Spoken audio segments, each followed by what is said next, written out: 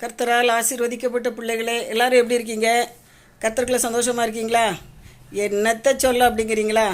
நீங்கள் திடமனதாக இருந்து காரியத்தை நடத்துங்கள், உத்தமனுக்கு கர்த்தர் துணை இப்படின்னு சொல்லி 2 நாளாகத்தில் 19ஆம் அதிகாரத்தை நீங்கள் வாசித்து பாருங்கள். யோசபாத் இப்படி தான் நம்மளை மாதிரி குழம்பி போயிருந்தார். தேவனுக்கு பிரியமான காரியத்தை தான் செஞ்சார். சில தப்பு தண்டா அவர்கிட்ட இருந்துச்சு. அதை சுட்டி காட்ட அந்த எகுங்கிற ஒரு வருஷம் தீர்க்கதரிசி வராரு. நீர் தப்பு தண்டா செஞ்ச உண்மைதான், ஆனால் நீர் கர்த்தருக்கு பிரியமான நிறைய காரியத்தை செஞ்சுருக்கிறீர். ஆண்டவருடைய காரியத்தில் நீர் நிறைய உத்தமமாக இருந்திருக்கிறீர். அதனால் உமக்கு கர்த்தர் துணை செய்வார். அதனால் சுற்றியுள்ள ராஜாக்கள்லாம் சண்டைக்கு வரானேன்னு பயப்படாதையும், திடமனாக இருந்து காரியத்தை நடப்பியும், உத்தமனுக்கு கர்த்தர் துணை அப்படின்னு ஒரு மனுஷன், ஒரு தீர்க்கதரிசி யோசபாத்துங்கிற ராஜாவை திடப்படுத்துகிறார். அன்பானவர்களே, இன்றைக்கி நம்மளை நாமே திடப்படுத்தணும். இன்றைக்கி மனிதர்களை, மற்றவர்களை, கஷ்டப்படுற ஜனங்களை, ஒருவேளை பிரச்சனையில் பாடுகளை இருக்கிறவங்கள நீங்களும் நானும் திடப்படுத்துகிற ஊழியத்தை நம்ம செய்யணும்னு ஆண்டவர் விரும்புகிறார். மேலும் மேலும் அவங்கள பாரமாக்குற பயமுறுத்துகிற காரியத்தை நம்ம என்ன செய்யக்கூடாது, சொல்லக்கூடாது. யார் உத்தமை? பைபிள் அழகாக சொல்லப்பட்டிருக்கு பாருங்க.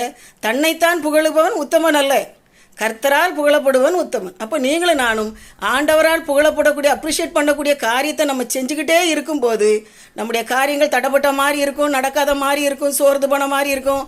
கர்த்தருடைய வார்த்தை ஒருபோதும் பொய் சொல்லாதுங்க. அதனால் தயவுசெய்து எதுவுமே பயப்படாதீங்க. கர்த்தருடைய பார்வையில் உத்தமாக இருப்போம், அவருக்கு பிரியமானதை செய்வோம். கர்த்தர் நம்ம கூட இருக்கு. முதல்ல மனதை திடப்படுத்துங்க. அப்படியே பயந்துபடி உட்காந்துறாங்க.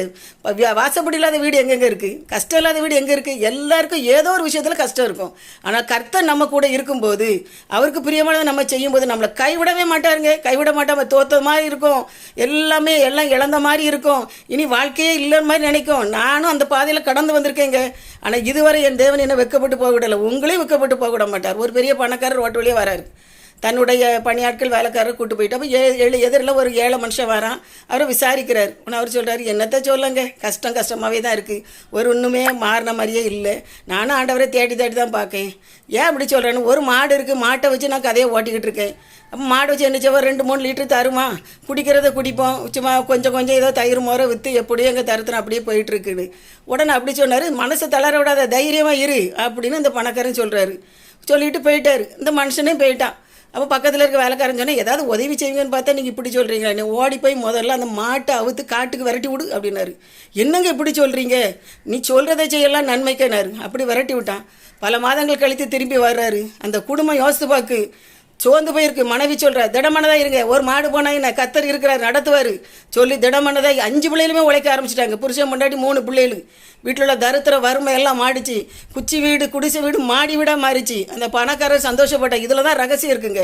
தோல்வி வரட்டுமே, பிரச்சனை வரட்டுமே, சோர்ந்து முடங்கி படுக்கக்கூடாது. ஆண்டவர் அதை விரும்பலை.